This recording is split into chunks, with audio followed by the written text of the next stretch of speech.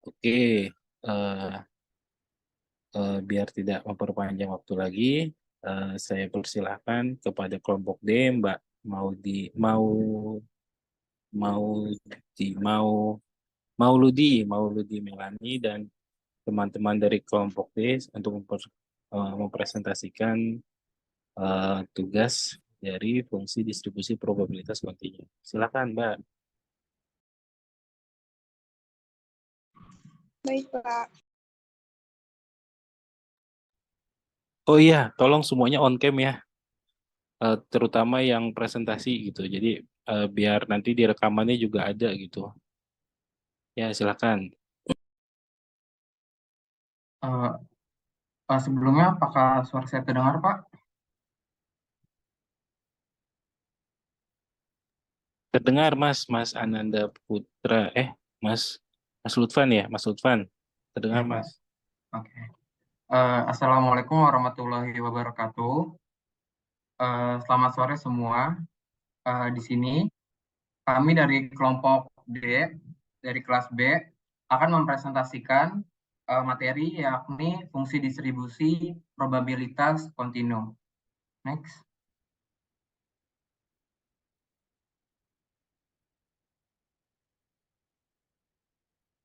Untuk anggotanya, yang pertama saya sebagai moderator Regnul Lutfan Fatur Rahman, lalu ada Davo Aulia Maulana, lalu ada Mauludu Melani, lalu ada Tio Bima Pratama, lalu ada Ananda Putra Utomo, lalu ada Akbar Rizky Priadi, dan ada dari kakak tingkat yakni ada Muhammad Andika Ibnu Saputro dari angkatan 20, lalu ada Hartawan Alif Nugroho dari angkatan 20, dan Kang Andra Caesa Ramadan dari angkatan 20. Next. Untuk referensi materi, kita mengambil dari 4 referensi, dapat dilihat di sini. Next.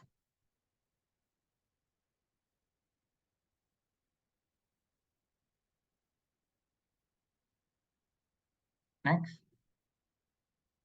Pertama masuk ke definisi. Distribusi probabilitas kontinu merupakan sebuah kumpulan fungsi yang merumuskan perhitungan besar kemungkinan dari himpunan bilangan kontinu. Distribusi peluang kontinu juga adalah perubahan acak yang dapat memperoleh semua nilai pada skala kontinu. Ruang sampel kontinu adalah bila ruang sampel mengandung titik sampel yang terhingga banyaknya. Next.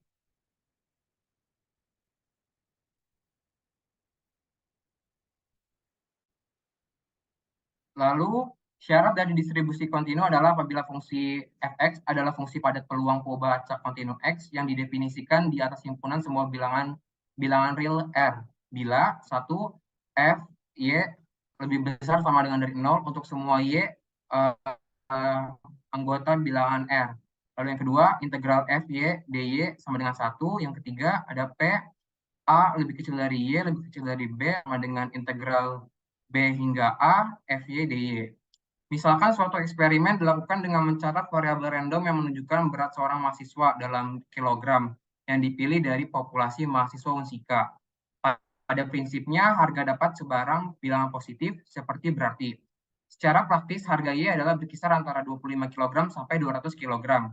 Jika berat mahasiswa tersebut dapat diukur dengan ketepatan yang sempurna, maka hal ini berarti Y akan mengambil harga pada suatu interval. Variabel random kontinu atau dikenal juga dengan perubahan acak kontinu adalah variabel random yang mengambil harga pada sebarang harga dalam suatu interval.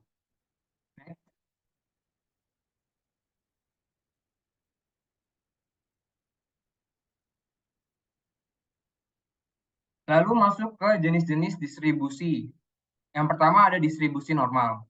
Pengertiannya, distribusi normal itu sangat penting dalam statistika teori maupun terapan.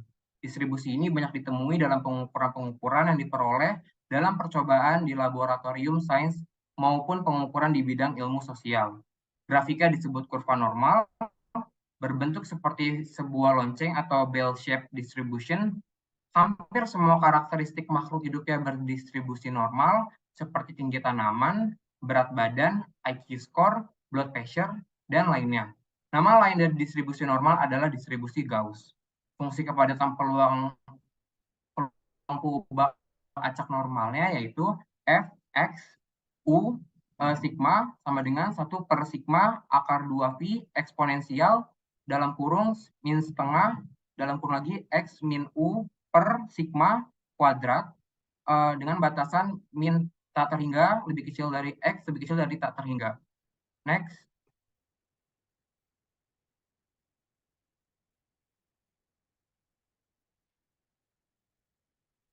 Untuk contoh soalnya, dari 100 responden didapat harga rata-rata untuk angket motivasi kerja sama dengan 75 dengan simpangan bakunya 4. Ditanyakan berapa jumlah responden yang mendapat nilai 80 ke atas. Dijawab Z sama dengan 80 kurang 75 per 4 sama dengan 1,25 dari tabel kurva normal didapat luas ke kanan sama dengan 10,56%. Jadi jumlah responden sama dengan 10,56% dikali 100 sama dengan 11 orang. Next. Lalu masuk ke yang jenis berikutnya yakni distribusi Weibull. Pengertiannya, distribusi Weibull adalah distribusi yang memiliki peranan yang penting terutama pada persoalan keandalan atau reliability dan analisis rawatan atau maintainability. Distribusi Weibull sering dipakai sebagai pendekatan untuk mengetahui karakteristik fungsi kerusakan karena perubahan nilai akan mengakibatkan distribusi Weibull mempunyai sifat tertentu ataupun ekuivalen dengan distribusi tertentu. Untuk fungsi kepadatan peluangnya dapat dilihat pada gambaran di atas. Next.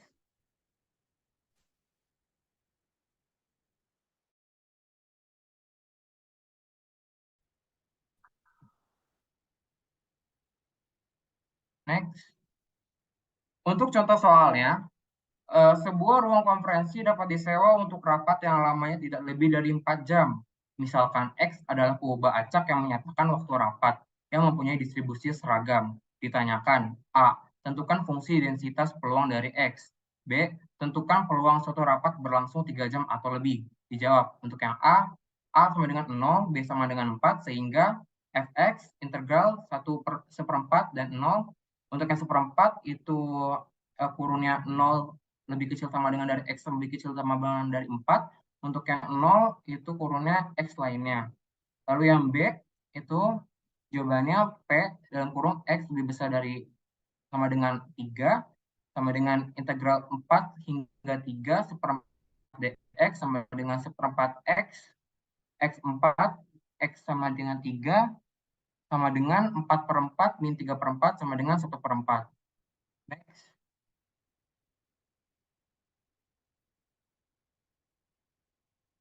Lalu masuk ke distribusi test student. Untuk distribusi test student itu pertama kali diterbitkan pada tahun 1908 dalam suatu makalah oleh W.S. Gosset. Pada waktu itu, Gosset bekerja pada perusahaan bir Irlandia yang melarang penerbitan penelitian untuk karyawannya. Untuk menggelakkan larangan ini, dia menerbitkan karyanya secara rahasia di bawah nama student. Karena itulah distribusi T biasanya disebut distribusi student. Untuk ciri-cirinya diantaranya yakni sampel yang diuji berukuran kecil atau N lebih kecil dari 30. Untuk penentuan nilai tabelnya dapat dilihat dari besaran tingkat signifikan atau alfa dan besaran derajat bebas atau dB. Next. Untuk contoh soal ya, cari P dalam kurung min T 0,025 lebih kecil dari T lebih kecil dari T 0,05. Dijawab, karena luas daerah di sebelah kanan T 0,05 adalah 0,05 dan luas di daerah di sebelah kiri min T 0,025 adalah 0,025, maka jumlah luas antara min T 0,025 dan T 0,05 adalah 1 min 0,05 min 0,025 sama dengan 0,925. Sehingga P min T 0,025 lebih kecil dari T lebih kecil dari T 0,05 sama dengan 0,925. Next.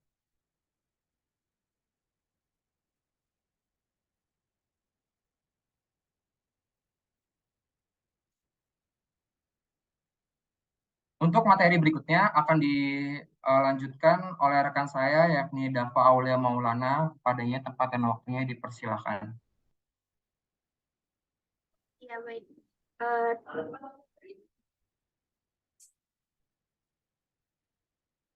Ya baik, terima kasih kepada Lutfan. Untuk materi selanjutnya, yaitu tentang distribusi gamma, C kuadrat, dan eksponensial. Nah, distribusi gamma sendiri adalah distribusi fungsi padat yang terkenal luas dalam bidang matematika. Distribusi gamma mampu memecahkan masalah teknik dan sains yang tidak mampu dipecahkan oleh distribusi normal. Distribusi gamma diaplikasikan dalam lamanya waktu untuk menyelesaikan pekerjaan. Distribusi gamma sering diterapkan dalam teori antrian dan teori reabilitas. Untuk fungsi gamma dinotasikan dengan R untuk alfa lebih besar sama dengan 0, lebih besar 0 yang didefinisikan sebagai pebah acak kontinu X berdistribusi gamma dengan parameter alfa dan beta.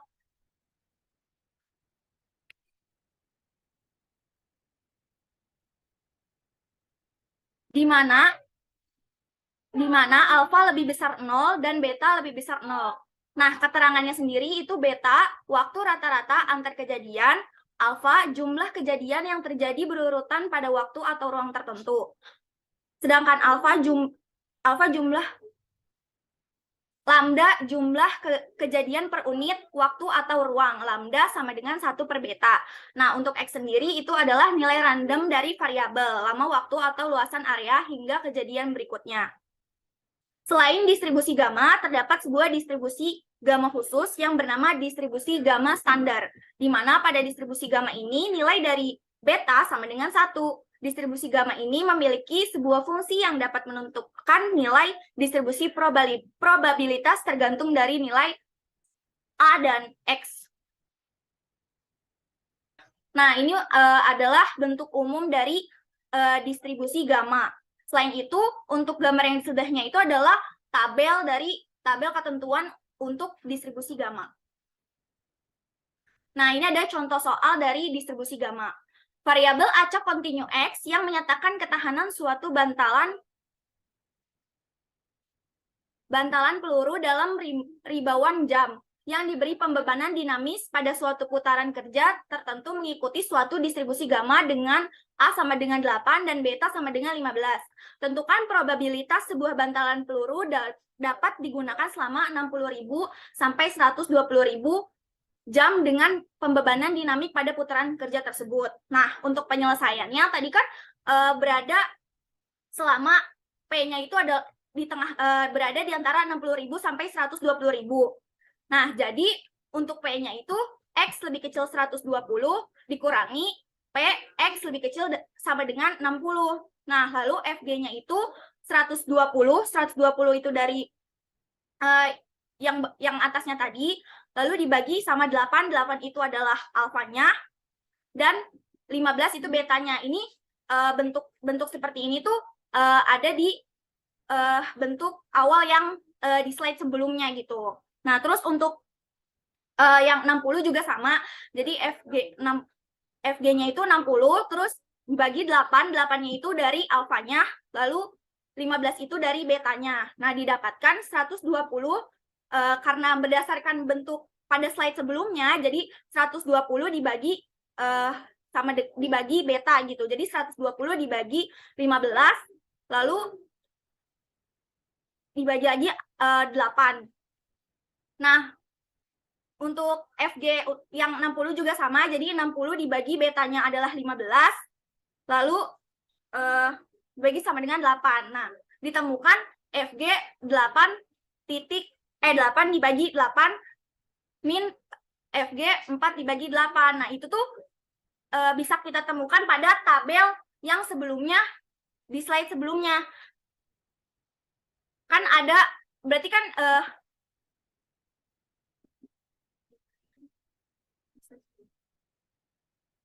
nah, tadi kan 8 sama 8. Nah, kita cari di sini.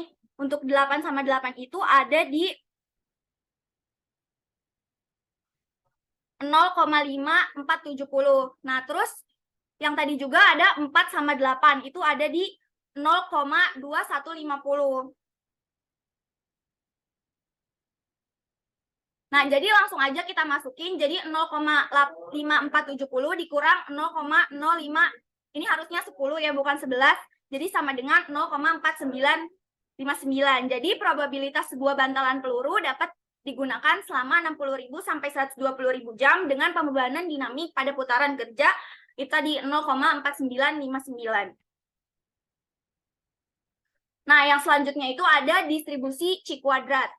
Banyak pengujian statistik yang mensyaratkan distribusi data harus normal dan homogen. Uji distribusi normal adalah uji untuk mengukur apakah data yang kita miliki berdistribusi normal sehingga dapat dipakai dengan statistik parametrik atau statistik inferensial. Salah satu cara yang biasa dipakai untuk menghitung adalah C kuadrat sama dan C square.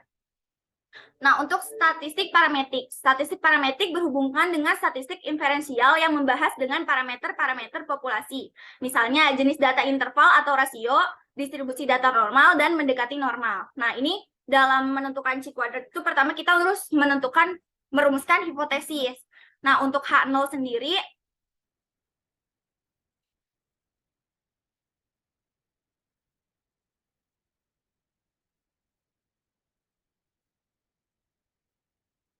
jadi untuk H0 sendiri itu data yang berdistribusi normal jika X2 dari hitung itu lebih kecil dari X2 dari tabel. Nah, untuk H itu data yang tidak berdistribusi normal, di mana X2 itu nantinya lebih besar daripada HO-nya yang ada di tabel gitu.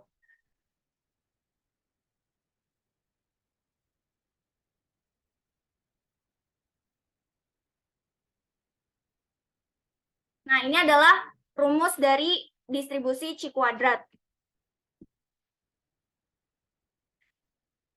Selanjutnya, contoh soal distribusi C kuadrat. Suatu studi dilakukan untuk mengetahui ada tidaknya hubungan antara usia melahirkan pertama kali dengan kondisi mengidap penyakit kanker. Hasil pengamatan menghasilkan data sebanyak 683 dari 3.220 wanita yang melahirkan pertama kali pada usia lebih dari 30 tahun mengidap penyakit kanker dan 1.498 dari 10.245 wanita yang melahirkan pertama kali pada usia 30 mengidap penyakit kanker. Akan dilakukan pengujian hipotesis apakah usia melahirkan pertama kali berhubungan dengan mengidap penyakit kanker. Nah, data penelitiannya tuh dapat disajikan pada tabel yang ada di bawah ini. Dengan alfa yang udah tertera itu adalah 5%. Jadi, data-data yang ada di soal tadi dapat kita sajikan pada tabel. Jadinya seperti ini.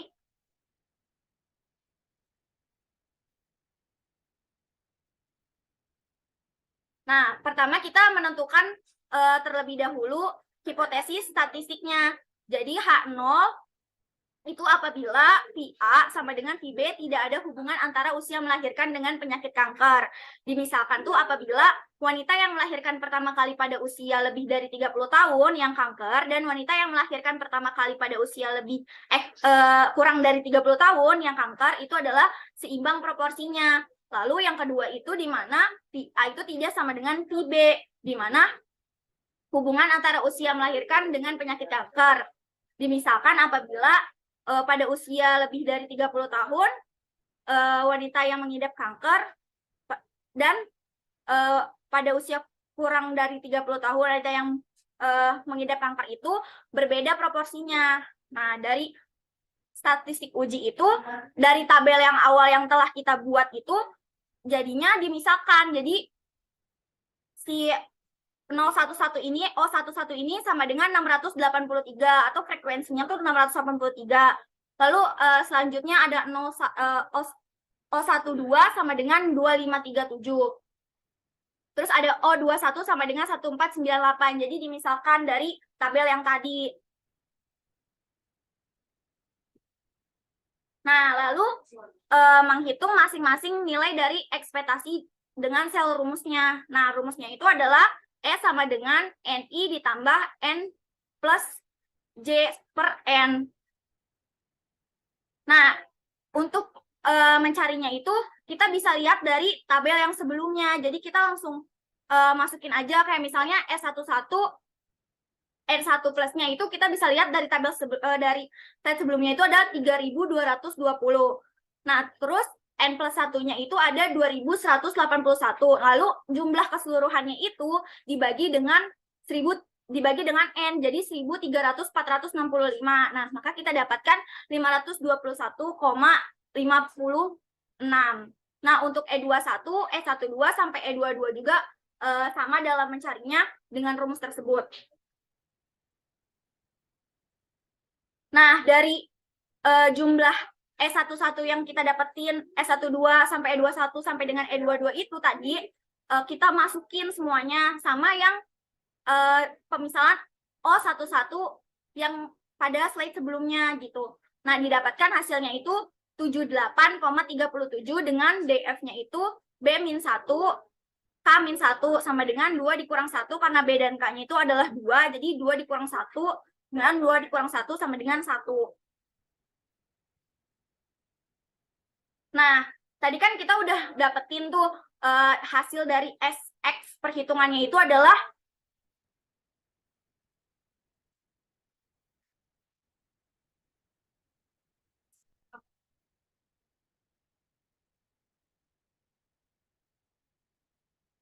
Nah, kita kan tadi udah dapetin dari hasil perhitungannya itu adalah 78,37. Nah, lalu kita bandingkan dengan check square-nya itu pada tabel. Karena tadi DF-nya kita itu adalah 1, sedangkan R sama C-nya itu adalah 2 kali 2. Nah, kita dapetin di angka 3,84. Nah, setelah mendapatkan tabel tersebut, jadi ternyata hasil dari X hitung itu lebih besar daripada yang ada pada tabel. Jadi H0 itu ditolak, berarti terdapat hubungan antara usia melahirkan dengan penyakit kanker dikarenakan proporsi orang yang melahirkan 30 tahun yang mengidap kanker berbeda dengan orang yang melahirkan kurang dari 30 tahun yang mengidap kanker. Nah, distribusi eksponensial termasuk distribusi kontinu dan merupakan bentuk khusus dari distribusi gamma dengan A sama dengan 1. Berikut ini adalah beberapa karakteristik dari distribusi eksponensial. Yang pertama, distribusi eksponensial merupakan distribusi kontinu, merupakan keluarga distribusi atau family distribution, menceng atau condong ke kanan, salah kurvanya nilai X pebah acak yang berdistribusi eksponensial berkisar dari 0 sampai tak hingga. Lalu ada puncak kurva distribusi eksponensial selalu di X sama dengan 0, dan kurva distribusi eksponensial akan terus menurun ketika X semakin besar. Pebah acak X akan berdistribusi eksponensial dengan parameter theta bila fungsi padatnya berbentuk. Nah, ini adalah bentuk dari distribusi eksponensial. Lalu pada distribusi eksponensial juga ada rataan varians atau rataan varians pada distribusi eksponensial, di mana mu-nya itu adalah sama dengan 0. Apabila dinyatakan dalam rate parameter, maka rata-rata dan varians dari distribusi eksponensial yaitu ada pada gambar yang di sebelahnya, atau mu sama dengan 1 per lambda. Nah, ini adalah contoh soal distribusi eksponensial. Diketahui bahwa umur pakai X dalam tahun sebuah alat berdistribusi eksponensial dengan rata-rata umur pakainya ialah 4 tahun. Berapa probabilitas umur pakai jika lebih dari 6 tahun? Nah, kita ketahui kan tadi bentuk umumnya adalah Fx theta sama dengan 1 min E pangkat min X per theta. Nah, X-nya kita ketahui itu 6, dan tetanya itu tadi, theta itu adalah sama dengan mu, jadi sama dengan 4 atau 4 tahun. Nah, maka kita dapat tuliskan P karena X-nya itu tadi lebih dari 6 tahun, jadi X lebih dari 6 sama dengan 1 min P, X kita ubah jadi lebih kecil sama dengan 6, sama dengan 1 min, dalam kurung 1 min E min 6 per 4. Nah, lalu kita dapatkan hasilnya itu ada di E min 6 per 4, atau kita bisa tulis 0,2231. Nah, lalu di sini ada distribusi F.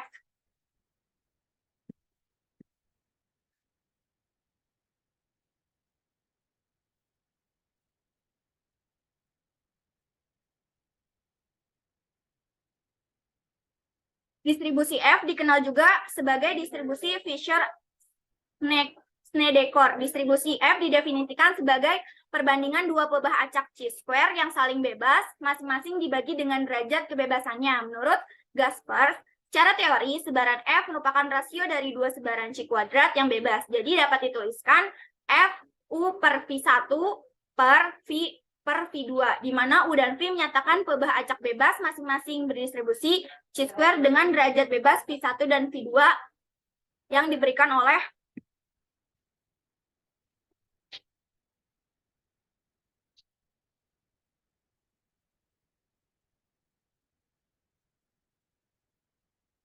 bentuk umumnya tadi itu dari bentuk yang HF ini. Dikenal dengan distribusi F dengan derajat bebas V1 dan V2 derajat bebas dari pebah acak chi-square pada pembilang F selalu ditentukan lebih dahulu, kemudian diikuti oleh derajat bebas dari pebah acak chi-square yang muncul pada penyebut. Jadi kurva distribusi F tidak hanya tergantung pada kedua parameter V1 dan V2, tapi juga pada urutan kedua, dan dapat ditulis sebagai V1 min alpha dalam kurung V1, V2 sama dengan 1 per V alpha dalam kurung V2, V1. Nah, distribusi F juga dengan dua varian simpel menyatakan dua pebah acak yang berdistribusi chi-square dengan derajat bebas V1 sama dengan N1 min 1 dan V2 itu ada N2 min 1. Selanjutnya, karena kedua sampel diambil secara acak, maka kedua pebah acak bebas satu sama lain, sehingga dengan menggunakan definisi distribusi F di atas dengan X1 kuadrat sama dengan U.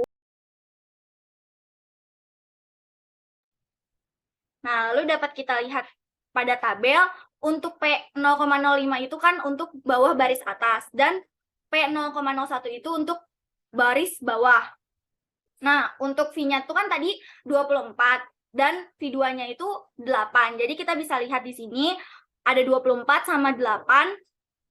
Lalu untuk nilai P0,05-nya itu karena tadi dia itu adalah baris atas itu 3,12.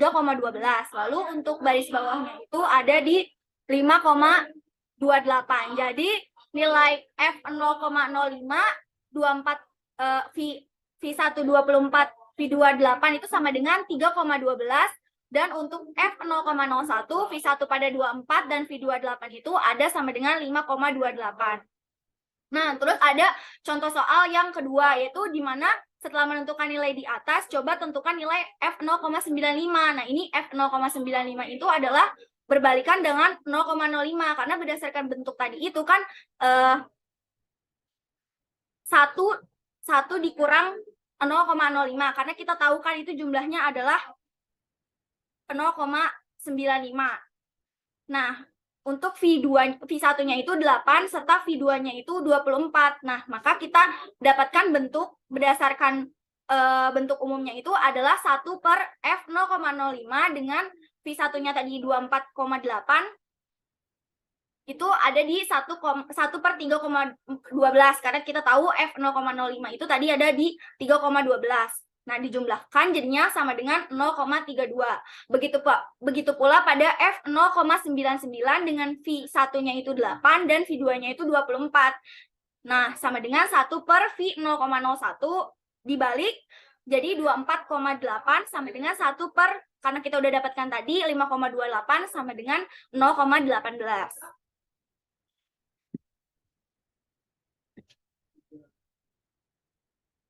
Nah, di sini ada review jurnal dari materi yang telah kelompok 4 ini bawakan. Ada estimasi parameter distribusi Weibull dan aplikasinya pada pengendalian mutu dengan memanfaatkan kuantil. Untuk judulnya, penulisnya dari Salsinha Novianti, Unisda, Journal of Mathematics and Computer Science, Jurnal Matematika, Unisda, Lamongan, Vol 5, nomor 1, tahun 2019.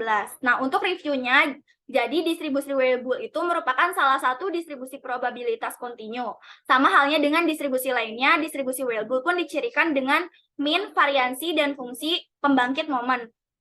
Kelebihan distribusi ini dibandingkan dengan distribusi lainnya adalah fleksibilitasnya, di mana distribusi ini dapat berubah menjadi distribusi lain seperti distribusi eksponensial tergantung pada nilai parameter. distribusi yang dipilih yaitu parameter skala dan parameter bentuk. Dengan membangkitkan data sebanyak 200 data berdistribusi Weibull, jika data tersebut dianalisis dengan grafik pengendali Shewhart, maka terdapat banyak data yang berada di luar batas pengendali sehingga akan disimpulkan bahwa grafik tak terkendali. Oleh karena itu, jika data bukan berasal dari distribusi normal, penggunaan grafik pengendali Shewhart tidak disarankan, sama halnya dengan mencari parameter pada distribusi lainnya seperti distribusi normal. Parameter dapat diperoleh dengan memanfaatkan metode maximum likelihood estimation. Distribusi Weibull banyak diaplikasikan pada pengendalian mutu kualikontor, terutama untuk dapat waktu hidup atau lifetime data. Grafik pengendali sendiri adalah perangkat statistik grafis yang digunakan untuk mengontrol suatu proses berulang. Grafik pengendali sangat berguna dalam menetapkan standar pencapaian dari sebuah proses untuk membantu mencapai standar tersebut dan mempertimbangkan standar mana yang sudah tercapai. Grafik pengendali berdasarkan data yang berdistribusi Weibull memanfaatkan kuantil-kuantil yaitu 0,00135, 0,5, dan 0,99865 yang akan digunakan sebagai batas pengendali untuk mengaplikasikan metode likelihood dalam mencari parameter distribusi Weibull yang akan digunakan menggunakan software Minitab.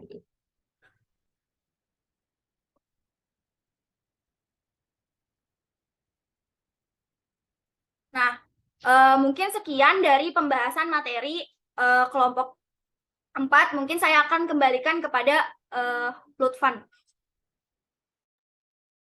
Terima kasih kepada Dava Aulia atas presentasinya. Selanjutnya kita akan mempresentasikan tentang ibu kami. Untuk Tio Bima, boleh di-share screen.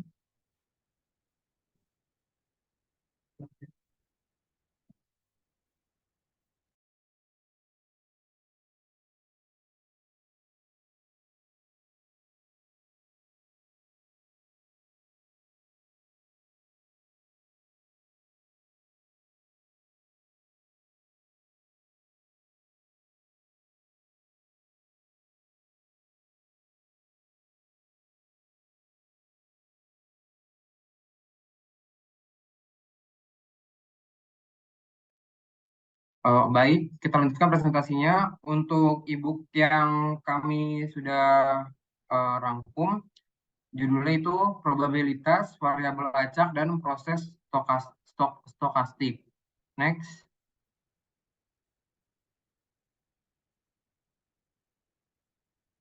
Untuk anggotanya sama seperti tadi, sepertinya saya tidak perlu menyebutkan. Next.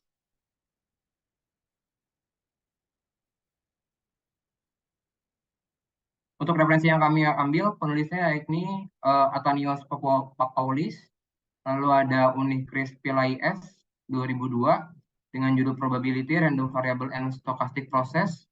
Untuk universitasnya ini McGraw-Hill Higher Education. Next. Untuk pembacaan chapter 1 dan 2 akan diberikan kepada Tio Bima Pratama. Silakan. Terima kasih kepada rekan saya Lutfan. Yang pertama di sini ada chapter 1. Pada chapter 1 adalah pendahuluan. Tujuan dari teori ini adalah untuk menggambarkan dan memprediksi rata-rata dalam hal probabilitas suatu peristiwa atau kejadian. Probabilitas suatu peristiwa A adalah angka P dalam kurung A. Jika percobaan dilakukan N kali dan peristiwa A terjadi NA kali, maka dengan tinggi tingkat kepastian frekuensi relatif NA per N dan terjadinya A dekat dengan PA. Jadi rumusnya adalah P dalam kurung A sama dengan NA per N, asalkan N cukup besar. Namun kurangnya presisi ini tidak dapat dihindari jika kita mencoba mendefinisikan untuk probabilitas dalam kaitannya dengan tingkat kepastian yang tinggi. Nah, resistor umumnya dipandang sebagai perangkat dua terminal yang tegangannya proporsional saat ini. R sama dengan F terhadap T dan I terhadap T. Namun, ini hanyalah sebuah abstraksi yang mudah dipahami. Resistor nyata adalah perangkat yang kompleks dengan induktansi dan kapasitansi terdistribusi yang tidak memiliki terminal. Nah, definisi aksiomatik, kejadian tertentu S adalah kejadian yang terjadi dalam setiap percobaan. Gabungan A, simbol gabungan B, nah sama dengan A plus B. Dari dua kejadian A dan B adalah kejadian yang terjadi ketika A atau B atau keduanya terjadi. perpotongan atau irisan A, irisan B sama dengan A dikali B dari kejadian A dan B adalah kejadian yang terjadi ketika kedua kejadian A dan B itu terjadi. Nah, pendekatan aksiomatik untuk probabilitas didasarkan pada 3 postulat berikut dan tidak ada yang lain. Yang pertama yaitu probabilitas P dalam kurung A dari suatu peristiwa A adalah bilangan non negatif yang diberikan pada kejadian ini. Simbolnya P dalam kurung A sama lebih besar sama dengan 0. Yang kedua adalah probabilitas peristiwa tertentu sama dengan 1. Atau PS sama dengan 1. Yang ketiga, jika peristiwa A dan B saling eksklusif, maka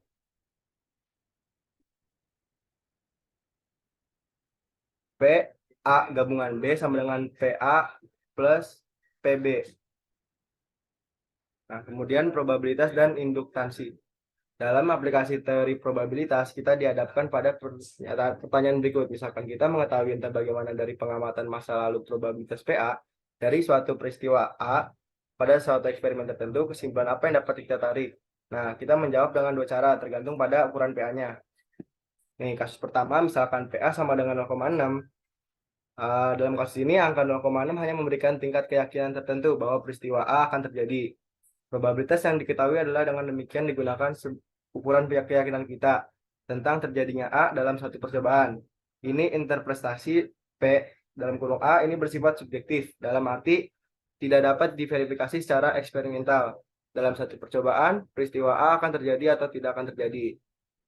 Nah, pada kasus 2, misalkan P dalam kurung A sama dengan itu 0,999, kita sekarang dapat menyatakan dengan praktis bahwa pada percobaan berikutnya peristiwa A akan terjadi. Kesimpulan ini bersifat objektif, dalam arti dapat diverifikasi secara eksperimental. Pada percobaan berikutnya kejadian A pasti terjadi. Nah, informasi bahwa PA sama dengan 0,6 mengarah pada kesimpulan bahwa jika percobaan dilakukan 1000 kali, maka hampir pasti jumlah kali peristiwa A akan terjadi adalah antara 550 dan 650. Kasualitas dan keacakan. Kesimpulan tentang kontroversi mengenai keduanya yaitu tidak ada pertentangan antara kasualitas dan keacakan atau antara determinisme dan probabilitas, sebagaimana seharusnya bahwa teori-teori ilmiah bukanlah penemuan dari rahang alam, melainkan penemuan pikiran manusia. Dari hukum Newton dapat disimpulkan bahwa D sama dengan V kuadrat per G sin 2 theta. Hal ini tampaknya merupakan konsekuensi yang tidak memenuhi syarat dari hukum sebab akibat. Namun, tidak demikian begitu. Hasilnya adalah perkiraan dan dapat diberikan interpretasi probabilistik. Kemudian chapter 2, teori himpunan. Himpunan adalah kumpulan objek yang disebut elemen. Sebagai contoh, misalkan mobil, apel, dan pensil. Ini adalah sebuah himpunan yang elemen-elemennya ada 3, yaitu mobil, apel, dan pensil. Himpunan kepala dan ekor ini memiliki 2 elemen. Kemudian himpunan 1, 2, 3, 5 memiliki 4 elemen.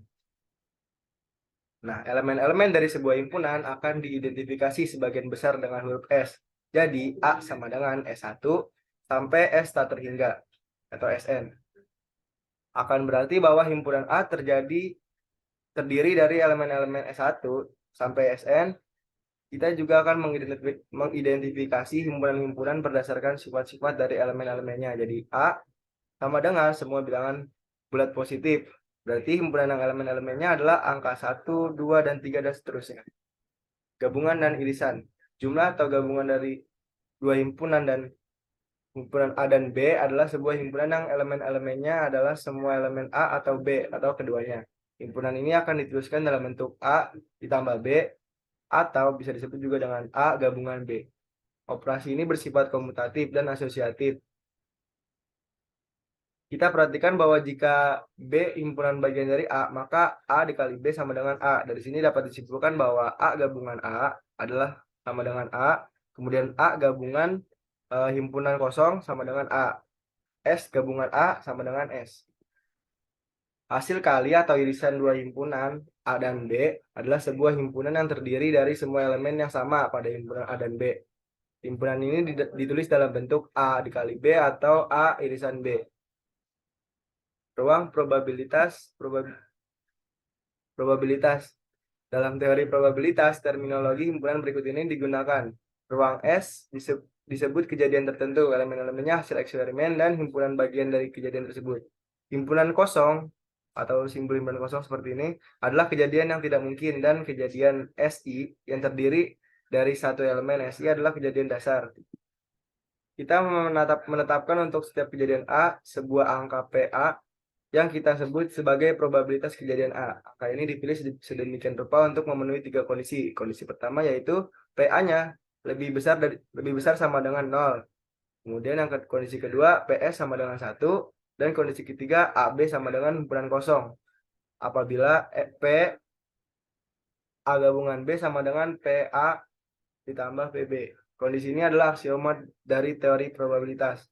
Dalam perkembangannya, teori semua kesimpulan dapat didasarkan secara langsung atau tidak langsung pada aksioma dan hanya pada aksioma.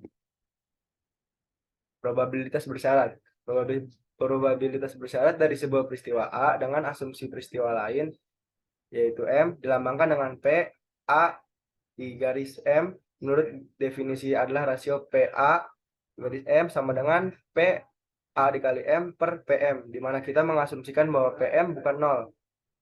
Sifat-sifat berikut dapat langsung diikuti dari definisi tersebut. Jika M himpunan bagian dari A, maka PA di garis M sama dengan 1, karena dengan demikian AM sama dengan M. Demikian pula jika A himpunan bagian dari M, maka PA garis M sama dengan PA per PM, lebih besar sama dengan PA. Selanjutnya akan disampaikan oleh Maudi. Baik, terima kasih. Di sini saya akan melanjutkan chapter 3 atau bab 3, yaitu percobaan berulang. Eksperimen gabungan, yaitu percobaan pertama adalah menggelindingkan dadu yang adil. Misal di sini ada S1 sama dengan F1 sampai F6. F1 dikali F1 sama dengan 1/6. Kemudian ada eksperimen kedua adalah melempar koin yang adil pada S2 sama dengan H, T. Probabilitas 2 yaitu H sama dengan P2 kali T sama dengan 1/2. Setelah melakukan kedua percobaan dan ingin menemukan probabilitas 2 pada dadu dan kepala koin, jika membuat asumsi yang masuk akal bahwa hasil percobaan pertama tidak bergantung pada hasil percobaan kedua. Nah, dapat menyimpulkan bahwa probabilitas tidak diketahui sama dengan 1/6 dikali 1/2. Kesimpulan di atas masuk akal, namun pengertian independensi yang digunakan dalam derivasinya tidak sesuai. Dalam definisi yang diberikan tersebut adalah kejadian A dan B adalah himpunan bagian dari ruang yang sama. Next.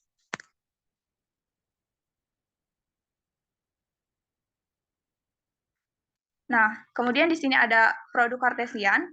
Di sini ada contohnya, yaitu produk kartesian dari set S1 sama dengan mobil, apel, burung. S2-nya yaitu HT. Nah, memiliki 6 elemen, yaitu S1, misalkan S1 dikali S2, yaitu mobil dikali H, mobil dikali T, apel dikali H, apel dikali T, burung dikali H, burung dikali T. Next. Nah, di sini ada percobaan Bernoulli. Kita langsung saja ke contoh soal. Di sini ada kertas dengan adil digulungkan 5 kali. Kami akan menemukan probabilitas PS2 bahwa 6 akan ditampilkan 2 kali. Nah, selanjutnya ada penyelesaian. Dalam gulungan tunggal kertas A, yaitu 6, adalah peristiwa dengan probabilitas 1/6. Nah, pengaturan. Di sini ada PA sama dengan 1/2, P A aksen sama dengan 5/6, dan N sama dengan 5, yaitu dan K sama dengan 2. Maka probabilitas S dikali 2 sama dengan 5 faktorial per 2 faktorial dikali 3 faktorial, kurung buka 1/6 pangkat 2 dikali 2/6 pangkat 3. Next. Kemudian teorema dan permainan kebutuhan Bernoulli. Bagian menyatakan dalam pembuktian salah satu teorema paling penting dalam teori probabilitas.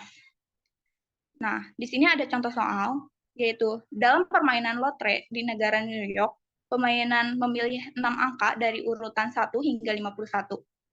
Pada gambar lotre, 6 bola ditarik secara acak dari kotak yang berisi 51 bola bernomor 1 hingga 51.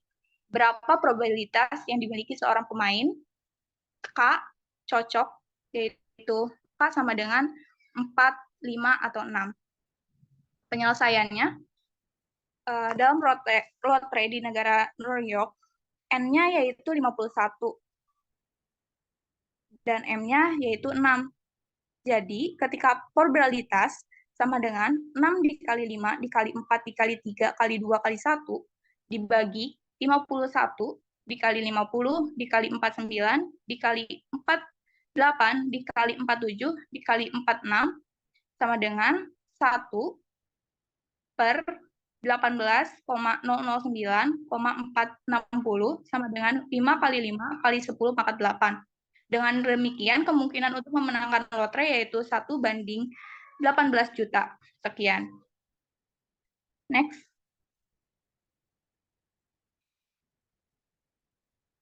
Kemudian bab 4 yaitu konsep variabel acak. Variabel acak adalah angka X, Y, yang ditetapkan untuk setiap hasil percobaan. Angka ini bisa berupa keuntungan dalam permainan untung-untungan. Nah, di sini ada contoh soal. Dalam percobaan dadu, kita menetapkan 6 hasil FI bilangan X sama dengan FI sama dengan 10I. Dengan demikian, X, FI sama dengan 10. Dan seterusnya sampai F6 yaitu hasilnya 60. Next.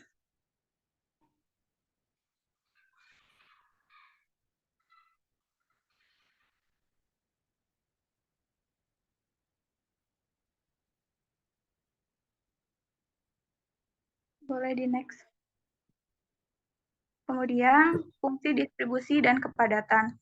Unsur-unsur himpunan zeta atau omega yang terdapat dalam peristiwa X lebih dari sama dengan X berubah karena bilangan X mengambil berbagai nilai probabilitas P yaitu X kurang dari sama dengan X dari kejadian X kurang dari sama dengan X. Oleh karena itu, bilangan yang tergantung pada X akan ini dilambangkan dengan Fx sama dengan Fx kurung buka X dan disebut fungsi distribusi kumulatif dari variabel acak X. Nah, di pinggir ini, di samping ini ada contoh soalnya. Next.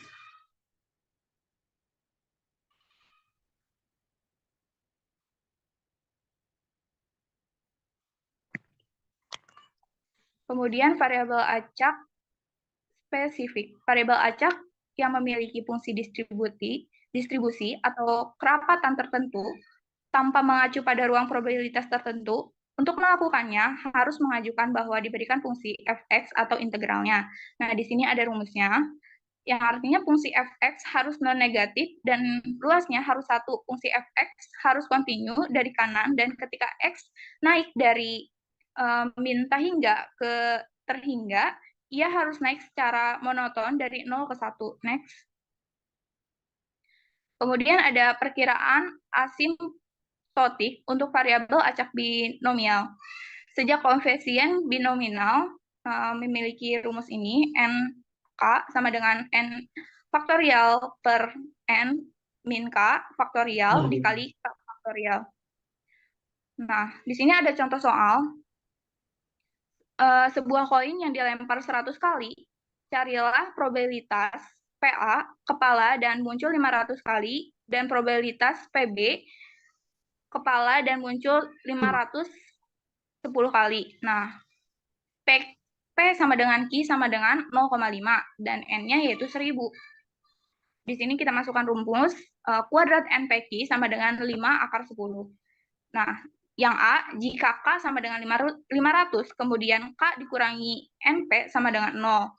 Probabilitas A menghasilkan 0,0252. Dan jika K-nya yaitu 510, maka probabilitas B-nya yaitu 0,0207. Next.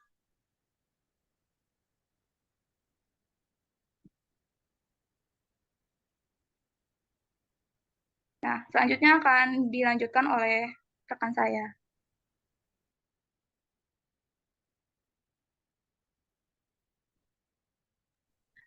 Lanjut ke chapter 5, yakni fungsi dari suatu acak variabel.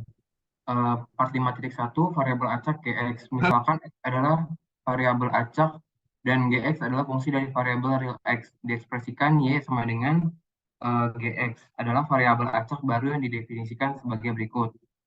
Untuk zeta tertentu, X zeta adalah angka dan GX zeta adalah angka lain yang ditentukan dalam istilah X zeta dan GX. Angka ini adalah nilai Y zeta sama dengan GX zeta ditugaskan ke variabel acak Y.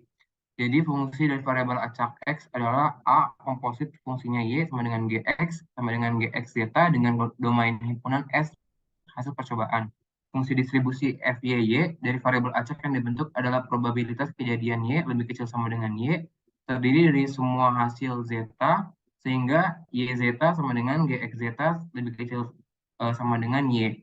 Jadi FYY sama dengan P, Y lebih kecil sama dengan Y, sama dengan P, GX sama, lebih kecil sama dengan Y.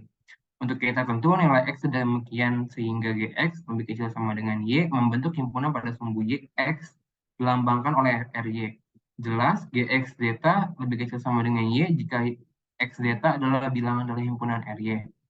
Oleh karena itu, FYY sama dengan PX anggota RY. Next.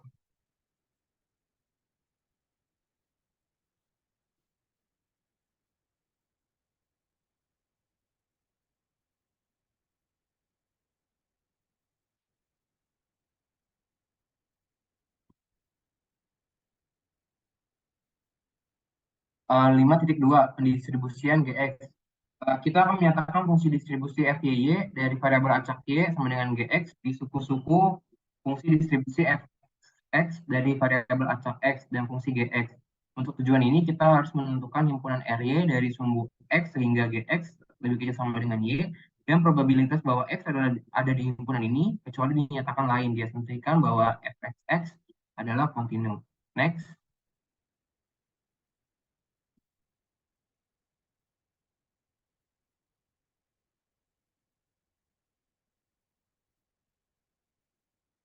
Uh, 5.3 rata-rata dan varian. Untuk rata-rata, nilai atau rata-rata yang diharapkan dari variabel acak X menurut definisinya adalah EX sama dengan integral terdefinisi hingga min tak terdefinisi X, Fx, dx. Angka ini juga akan dilambangkan dengan Fx atau N.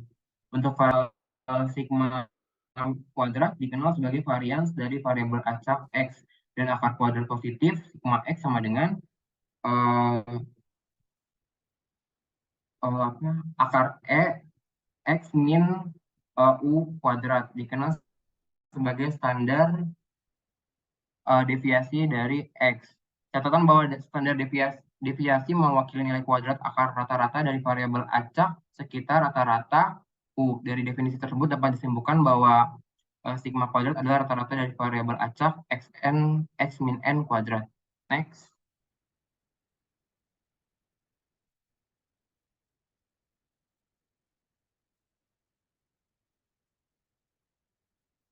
Lima titik 4 momen. Untuk momen terbagi atas momen biasa, momen mutlak, momen pusat, dan momen umum. Next.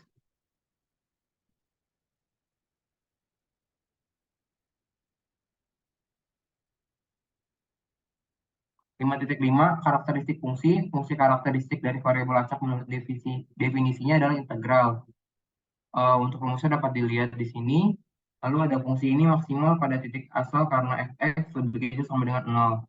Dan jika jw diubah menjadi s integral yang dihasilkan, seperti yang ada di gambar, adalah fungsi momen pembangkit dari x.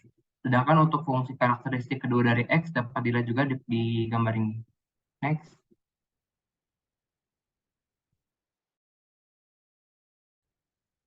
Untuk contoh soalnya, Y sama dengan AX tambah B. Untuk mencari FYY, kita harus mencari nilai X sehingga AX tambah B lebih kecil sama dengan Y. A-nya, jika A lebih besar daripada 0, maka AX tambah B lebih kecil sama dengan Y. Untuk X lebih kecil sama dengan Y min B dibagi A. Karena itu, dapat dilihat di sini. Untuk B-nya, jika A lebih kecil dari 0, maka AX tambah B lebih kecil sama dengan Y. Untuk X lebih besar sama dengan Y min B dibagi A. Karena itu, dapat dilihat di gambar. Next.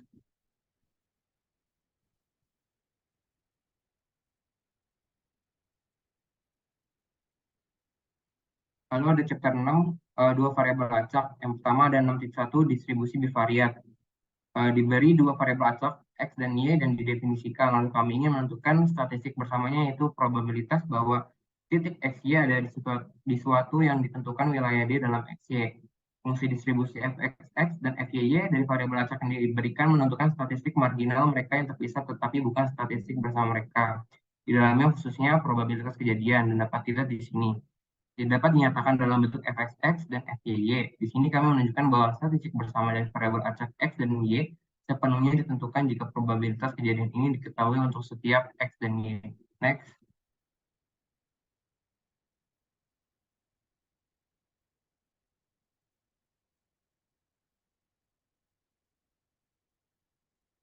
Lalu ada 6.2, satu fungsi dari dua variabel acak. Diberikan dua variabel acak x dan y dari sebuah fungsi g x y. Kami membentuk variabel acak baru z sebagai z sama dengan g x y. Mengingat bersamanya f x y, bagaimana cara mendapatkan fz dari z-nya?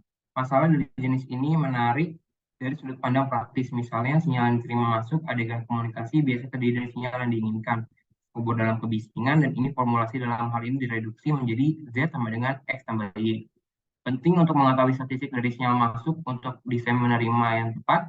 Dalam konteks ini, kita akan menganalisis masalah dimulai dari seperti yang ada di gambar, di mana DZ adalah bidang XY menyatakan daerah di mana pertidasamannya GXY, begitu sama dengan Z terpenuhi.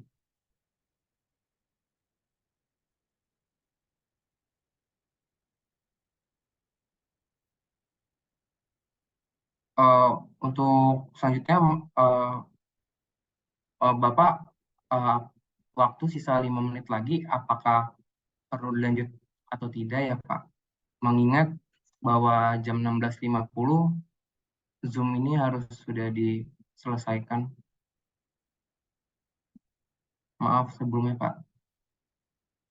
Ya Mas, kita akhiri aja nanti. Ini ada link baru lagi nggak? Untuk link Tio Bima boleh. Udah disiapin sih Pak buat link selanjutnya. Cuma kan katanya sampai 16.50 doang. Ya, kita keluar dulu, ntar masuk lagi ke link yang baru lagi ya. Ntar kirim ke saya. Biar nanti sekalian saya tutup. Soalnya kan nggak mungkin juga saya tutup 5 sisanya segini.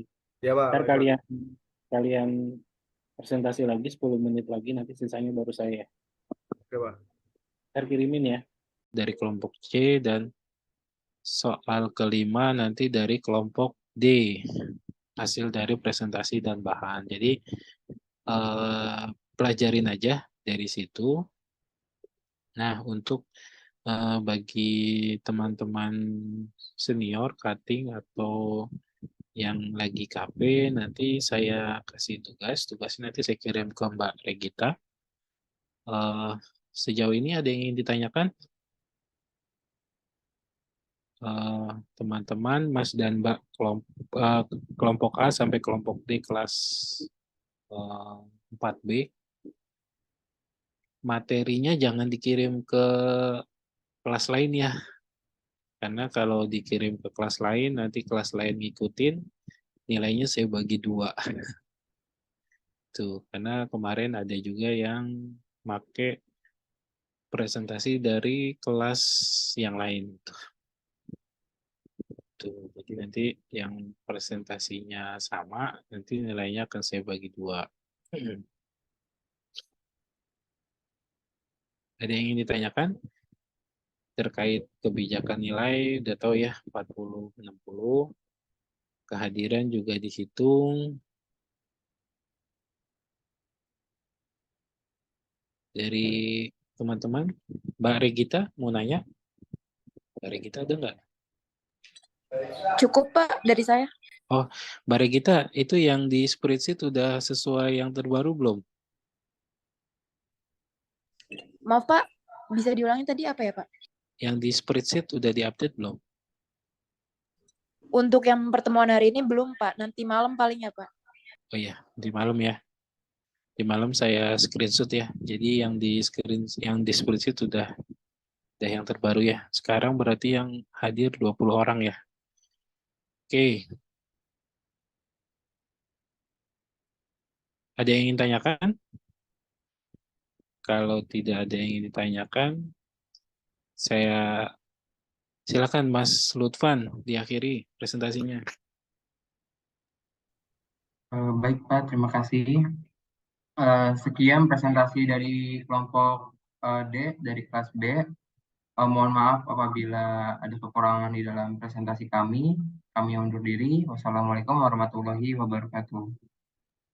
Waalaikumsalam. Oke, kalau dari kelompok A sampai kelompok D nggak ada yang ingin tanyakan ya ke saya ya?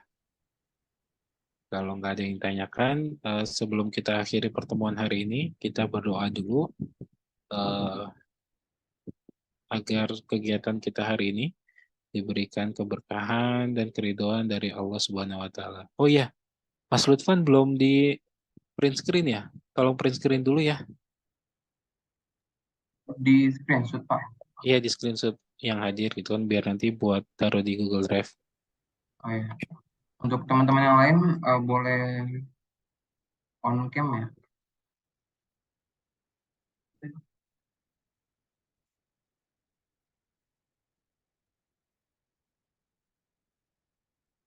Langsung mulai aja ya Pak.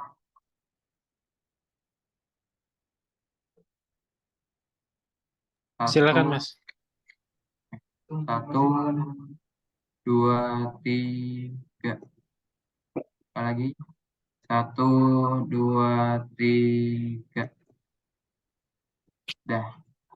Baik Pak. Oke, terima kasih. Nanti kan jadi kelihatan kan. Ya walaupun kalian nggak di kelas, biar serasa di kelas lah ya. Oke, terima kasih. Saya akhiri untuk minggu depan dan sampai UAS dengan Bu Bella. Eh, jangan lupa dipelajarin yang ada di Google Drive. Paling nggak kalian download dan unduh dulu sebelum nanti minggu depan, hari Senin minggu depan, linknya saya tutup. Saya akhiri. Wallahul muwaffiq ila aqwamit thoriq. Wabillahi taufiq walhidayah. Wassalamualaikum warahmatullahi wabarakatuh. Waalaikumsalam warahmatullahi wabarakatuh. Oke, Mas Lutfan, saya izin live ya. Baik Pak. Terima kasih Pak.